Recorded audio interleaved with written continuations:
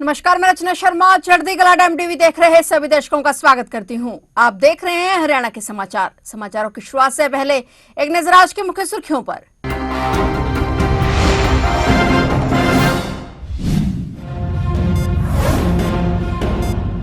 फरीदाबाद दौरे पर पहुंचे मुख्यमंत्री नायब सिंह सैनी। वित्त वर्ष 2026-27 के बजट निर्माण को लेकर की प्री बजट बैठक। मुख्यमंत्री नायब सिंह सैनी की अध्यक्षता में प्री बजट बैठक का आयोजन।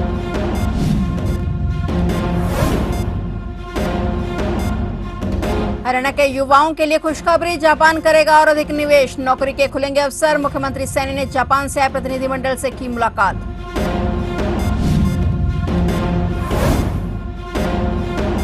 हरियाणा में चलेगा राज्यव्यापी सूर्य नमस्कार अभियान। 12 जनवरी से 12 फरवरी 2026 से 1 माह तक चलेगा अभियान। योग को जन जन तक पहुंचाने में जुटी हरियाणा सरकार।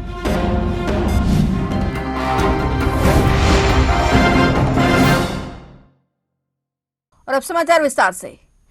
फरीदाबाद में वित्त वर्ष 2026-27 के बजट निर्माण को लेकर प्री बजट बैठक बुलाई गई। मुख्यमंत्री नायब सिंह सैनी की अध्यक्षता में यह प्री बजट बैठक बुलाई गई। हरियाणा के अंतिम व्यक्ति को ध्यान में रखकर एक समावेशी बजट बनाने के लक्ष्य के साथ इस बैठक में सभी प्रमुख पक्षकारों से गहन मंत्रणा की जा रही है। मुख्यमंत्री नायब सिंह सैनी पिछले कई वर्षों की परंपरा को आगे बढ़ाते हुए कृषि क्षेत्र के साथ साथ उद्योग, आधारभूत संरचना, परिवहन और आम नागरिकों के स्वास्थ्य संबंधी महत्वपूर्ण विषयों पर लगातार मंथन कर रहे हैं। इस मौके पर संबोधित करते हुए मुख्यमंत्री नायब सिंह सैनी ने सभी पहुंचे हुए गणमान्यों को स्वागत किया और कहा कि इस बैठक का उद्देश्य सभी पक्षकारों के साथ बैठक कर सभी क्षेत्रों को ध्यान में रखते हुए संतुलित और प्रभावी बजट बनाना है।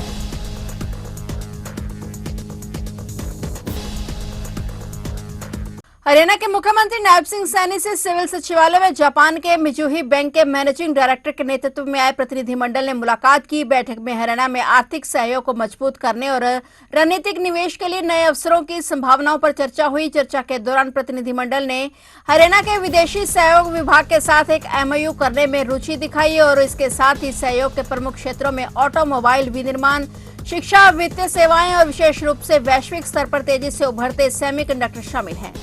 प्रतिनिधिमंडल ने मुख्यमंत्री नायब सैनी को बताया कि हरियाणा की प्रगतिशील नीतियों और मजबूत ईज ऑफ डूइंग बिजनेस पारिस्थितिक तंत्र से प्रभावित होकर मिजुहो बैंक ने अपना कार्यालय दिल्ली से गुरुग्राम स्थानांतरित किया है और उन्हें हरियाणा में अपने परिचालन और निवेश के दायरे को और विस्तार देने के लिए राज्य सरकार से निरंतर सहयोग और समर्थन का अनुरोध किया। मुख्यमंत्री ने प्रतिनिधिमंडल को राज्य सरकार की ओर से पूर्ण सहयोग का आश्वासन देते हुए कहा कि हरियाणा पारदर्शी शासन, आधुनिक अवसंरचना और कुशल मानव संसाधन के साथ एक स्थिर और निवेशक अनुकूल वातावरण उपलब्ध कराने के लिए प्रतिबद्ध है। इस अवसर पर सीएम नायब सिंह सैनी ने रेवमुराओं को श्रीमद् भागवत गीता की एक प्रति भी भेंट की।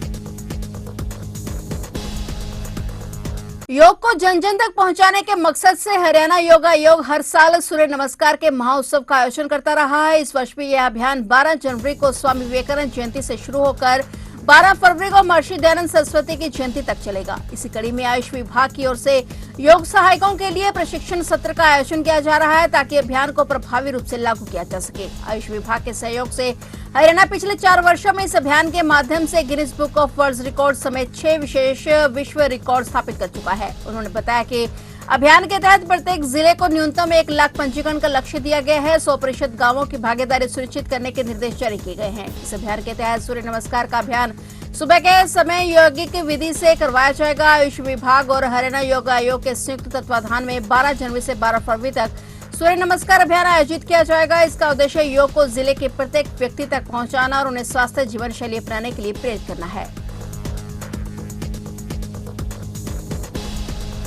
हरियाणा के मुख्यमंत्री नायब सिंह सैनी ने कहा कि आतिशी द्वारा गुरुओं पर की गई टिप्पणी दुर्भाग्यपूर्ण है। गुरुओं ने धर्म, मानवता और देश की रक्षा के लिए अपनी पीढ़ियों को कुर्बान कर दिया। गुरुओं के प्रति उनकी ऐसी सोच दुर्भाग्यपूर्ण है। उन्होंने कहा कि गुरुओं की शिक्षा से हमें प्रेरणा और आने वाली पीढ़ियों को ऊर्जा मिलती है। एक अन्य प्रश्न के उत्तर में मुख्यमंत्री ने कहा कि दिल्ली का मुख्यमंत्री रहते हुए अरविंद केजरीवाल ने शिक्षा की बजाय शराब के ठेके खोले, महिलाओं के लिए अलग से शराब के ठेके खोले और वहीं श्री गुरु तेग बहादुर साहब जी पर टिप्पणी के वीडियो को लेकर दिल्ली विधानसभा में हंगामा हुआ। गुरु तेग बहादुर साहब जी पर कथित आपत्तिजनक टिप्पणी को लेकर विपक्ष की नेता आतिशी की मुश्किलें बढ़ गई हैं। दिल्ली विधानसभा अध्यक्ष विजेंद्र गुप्ता ने आतिशी से जुड़े गुरु तेग बहादुर साहब जी के कथित अपमान वाले वीडियो की फोरेंसिक जांच कराने के निर्देश दिए हैं। अध्यक्ष ने जांच रिपोर्ट 15 दिनों के भीतर प्रस्तुत करने का आदेश दिया है।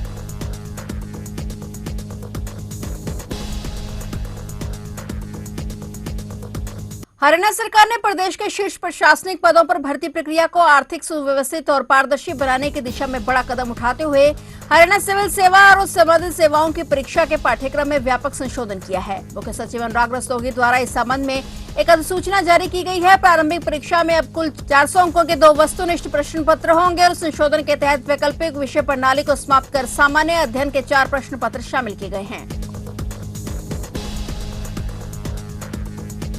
आतंकी गतिविधियों के आरोपों से सुर्खियों में आई अल-फलाह यूनिवर्सिटी पर अब हरियाणा सरकार भी शिकंजा कसेगी। कई विवाद और शिकायत सामने आने के बाद हरियाणा सरकार ने अल-फलाह यूनिवर्सिटी की जांच शुरू कर दी है। जांच के लिए आईएएस श्यामन मिश्रा के नेतृत्व में एक कमेटी गठित की गई है। कमेटी में उच्च शिक्षा विभाग के एक अधिकारी को भी शामिल किया गया है। कमेटी को कॉलेज से जुड़ी शिकायतें और अन्य कागजात सौंप दिए गए हैं। कमेटी सभी बिंदुओं की गहनता से जांच कर रही है। कमेटी जल्द से जल्द अपनी रिपोर्ट हरियाणा सरकार को सौंपेगी। उसके बाद ही राज्य सरकार यूनिवर्सिटी पर कोई फैसला ले सकेगी। और बीते साल इस 10 नवंबर को दिल्ली बम धमाके में जिन आरोपियों का नाम सामने आया था उनमें से 3 प्रमुख डॉक्टर फरीदाबाद की अल-फलाह यूनिवर्सिटी में फैकल्टी मेंबर थे। इनमें से डॉक्टर शाहीन, डॉक्टर उमर और डॉक्टर मुजम्मिल शामिल थे। बम धमाकों में 15 से ज्यादा लोगों की जानें गई थी। राज्य सरकार के पास यूनिवर्सिटी पर कार्रवाई करने का रास्ता भी साफ हो गया है। हाल ही में हरियाणा सरकार ने निजी विश्वविद्यालय संशोधन विधेयक 2025 पारित किया था और सरकार ने संशोधित नियमों को भी अधिसूचित कर दिया है।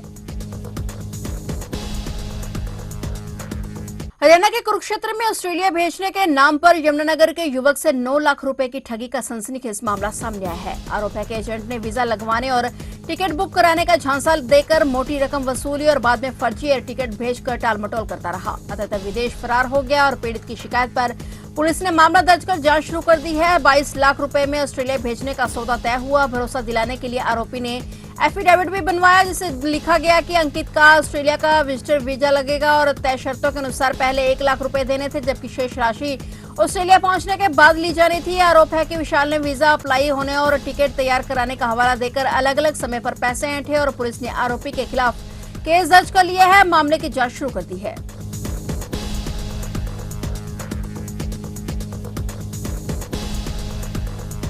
एसीबी ने दक्षिण हरियाणा बिजली वितरण निगम के एएलएम गणेश कुमार को रिश्वत लेते हुए रंगे हाथों गिरफ्तार कर लिया है। हथीनी थाना क्षेत्र के मंडोली गांव निवासी रागनी ने एसीबी को दी शिकायत में कहा कि उनसे मीटर और बिजली का खंभा लगाने के लिए एएलएम गणेश कुमार रिश्वत मांग रहा है जबकि यह कार्य निःशुल्क होता है। लेकिन 10,000 में सौदा तय हुआ और इसके बाद आरोपी ने 22 दिसंबर को 2,500 रुपए ले लिए और बाकी पैसे की वह मांग कर रहा था। पीड़िता ने इसकी बातचीत की रिकॉर्डिंग कर एसीबी को सौंप दी और आरोपी को दबोचने के लिए एसीबी ने चाल फैला दिया। 7 जनवरी को शेष 7,500 रुपए लेने शिकायतकर्ता के घर एएलएम पहुंचा और इसी दौरान एसीबी ने उसे रंगे हाथों पकड़ लिया। एसीबी के इंस्पेक्टर सोनलाल ने बताया कि आरोपी को मौके पर ही गिरफ्तार कर लिया गया है। आरोपी को पूछताछ के बाद कोर्ट में पेश किया जाएगा।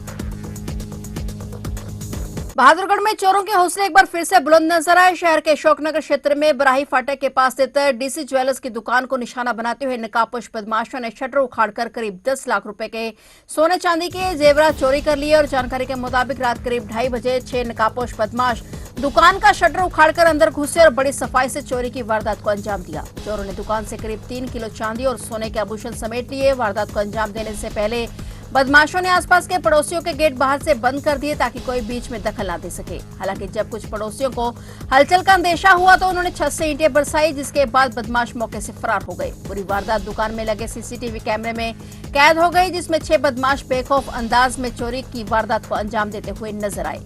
घटना की सूचना मिलते ही ज्वेलर्स ने पुलिस को शिकायत दी। पुलिस ने मौके पर पहुंचकर जांच शुरू कर दी है। सीसीटीवी फुटेज के आधार पर आरोपियों की पहचान करने में पुलिस जुटी हुई है। इलाके में हुई इस बड़ी चोरी की वारदात से व्यापारियों में दहशत का माहौल है। फिलहाल हरियाणा के समाचारों में इतना ही और नए समाचारों के साथ फिर से हाजिर होंगे। तब तक के लिए देखते रहिए चढ़ती कला टाइम टीवी।